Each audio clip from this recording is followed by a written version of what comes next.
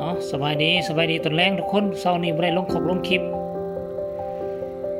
แรงนี่พวกเขาก็มีเมนูเด็ดที่พวกเขาจะคั่วกินนี่บาสิเฮ็ดปิ้งกบบาซั่นเด้ปิ้งกบยัดไส้เขาก็มาลองเบิ่งว่ามันสิเป็นกลิ่นหรือบ่เป็นกลิ่นเดี๋ยวเขาสิคั่วสิใส่ขี้กันทำสมแล้วก็สิดังไฟปิ้งเนาะเดี๋ยวมาเบิ่งว่ากบเขามันใหญ่ส่ำใดคุณทุกคนนะเบิ่งตัวนี้ไหมตัวนี้นะเบิ่งที่มือเขานี่แหละเบิ่งที่มือนี่นี่เบิ่งที่มือนี่สิปิ้งให้แม่เฒ่ากิน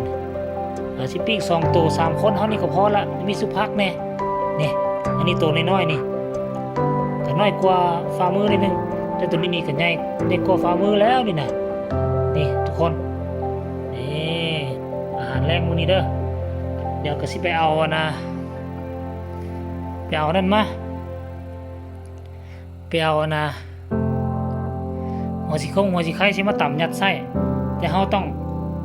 จัดการมันก่อนเนาะทุกคนจัดการกันเด้อเอาไว้จังนี้แหละเดี๋ยวพ่อกันในช่วงต่อไปนี่ทุกคนเรียบร้อยแล้วเบิ่งตับมันตับก็ยัดเข้าหน่อยกันไหมเราเอาอันนั้นยัดเข้าหน่อยตับใหญ่สำตับเป็ดตับไก่ตับกบเบิ่งแม่เบิ่งตัวนี้3คนกินก็อิ่มนะแม่เดียวกับพอแล้วนะตรงนี้นะซ้ำหน้าเจ้าแล้วนะโถเอาหมูแรงนี่มาลองเบิ่งว่ามันสิแซ่บหรือบ่แซ่บเดี๋ยวสิยัดก่อนเจ้าเอาเกลือไปนวดใส่แล้วยังบ่ท่าใส่อีละติโอเคเอาเดี๋ยวสิยัดไส้ก่อนแล้วจะสิไปดังไฟมันก็สิซึมเข้าไปแล้วก็สิปิ้งมันเนี่ยเอายัดไส้เรียบร้อยแล้วเดี๋ยวมาลุ้นเบิ่งพญากบปิ้งพญากบนี่ก็แต่เถิงรอทามันทานขึ้นชั่วโมงนึงสิสุกบ่ค่อยหุ้มเอาเนาะแต่มันยังหายใจอยู่ได้ทุกคนพญากบเจอวันศีล15สาแล้วมับ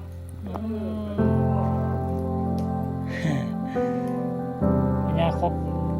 กบดับศีล15มันก็ใหญ่แนวใดก็สิเอาไว้ให้ฮอดพุ่นแล้วเดือน5เดือน6พุ่นสิไว้ผสมพันธุ์มันพุ่นน่ะสิเอาไว้ประมาณ10โตพุ่นเป็นเอาให้หมู่ไปแล้ว3โตแล้วมันก็สิแบ่งให้อยู่ดอกแล้วเฮาก็สิเฮียนไว้แน่เฮียนผสมพันธุ์เดี๋ยวมารอรุ่นตอนปิ้งมันสีเหลืองบ่เหลืองแต่เดี๋ยวนี้มันก็เหลืองอยู่แล้วแหละมันตัวสีเหลืองเนาะกบเลี้ยงเนาะนี่ทุกคนเริ่มกระทัดหัดเขาแล้วตัวบ่ตุ้ยแล้ววันนี้เหลือแต่กล้ามซีดกล้ามเนื้อโอ้ฟันกันอยู่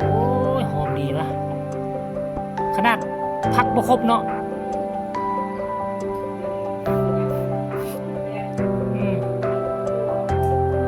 ถูกบ่นี่เจ้า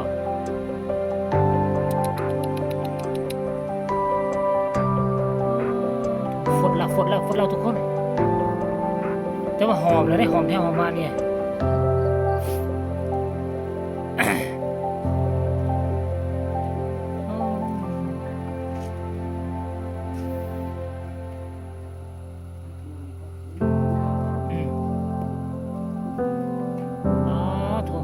นี่ปิ้งเป็นครั้งที่2ครั้งที่3ที่เราเฮ็ดครั้งที่3ที่เราเฮ็ดเอือกนี่ปิ้งแต่ว่าชุดนี้ไม่เท่าต่ำคือว่าหอมมันเท่าต่ำคือบ่หอมปานใดผักบัวละพอกพวกบัวละพาก็มีเฮาบ่ใส่เนาะ